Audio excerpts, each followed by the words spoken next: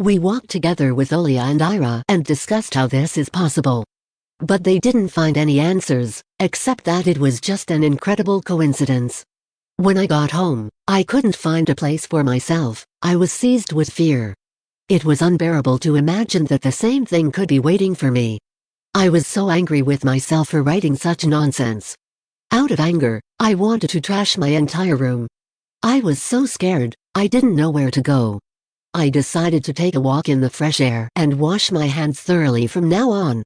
In the evening, my mother called me and told me to go home immediately.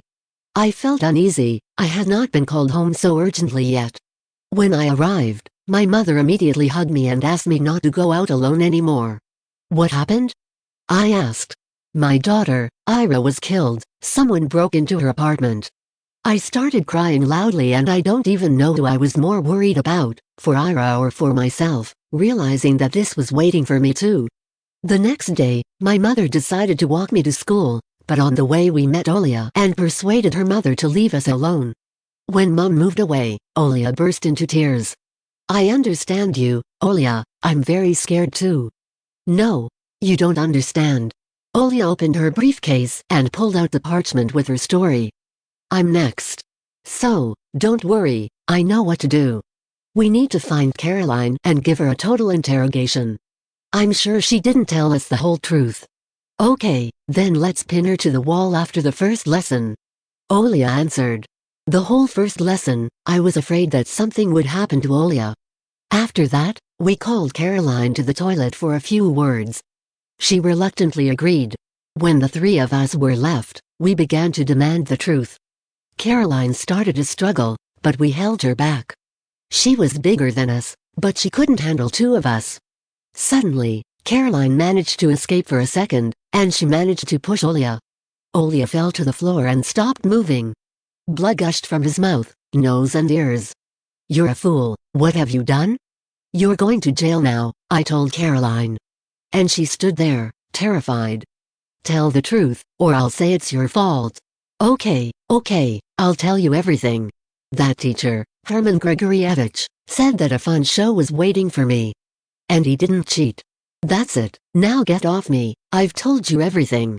He asked me not to tell anyone. So I hope you keep your word. She ran out of the bathroom, and I started calling for help. The teachers came running quickly. An ambulance arrived and pronounced him dead. I didn't betray Caroline, I kept my word. When I got home, my despair reached its peak. Now there's only one thing to do, wait for your turn. And I was incredibly scared of what happened to my friends. I was constantly thinking about how worms would devour my eye and start crawling out. But that's half the trouble. Why did I write about the terrible pain that should kill? Stupid. Every day has become hell for me. It was unbearable to look into the backpack. It was very scary to see this parchment. And the deaths continued. Parents and teachers raised a panic, but no one could explain it.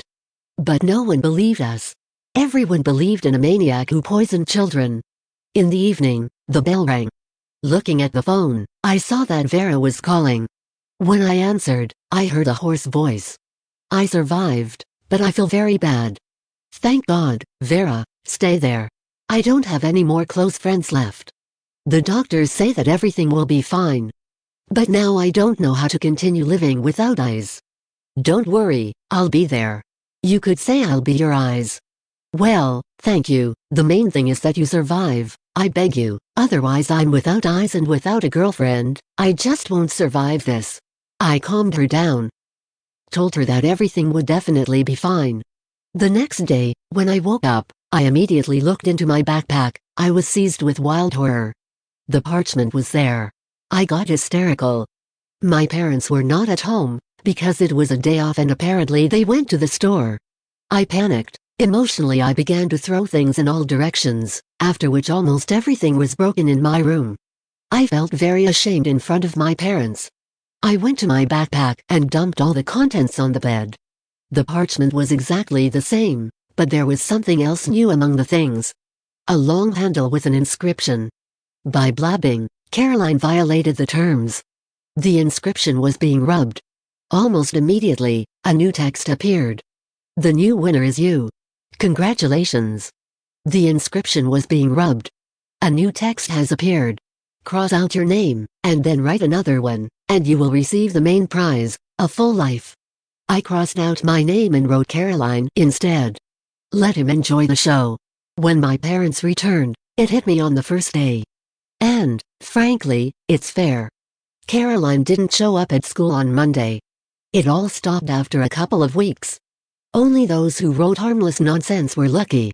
Many of the class remained disabled. I feel terribly sorry for Igor. He was left with only his head and torso, and his arms and legs were amputated. No wonder they say that you should be afraid of your thoughts. The only advantage of this horror is that now we have only 10 people in our class. I don't know why, but I feel more comfortable this way. And Vera and I did not abandon the injured guys. We try to visit and support them often.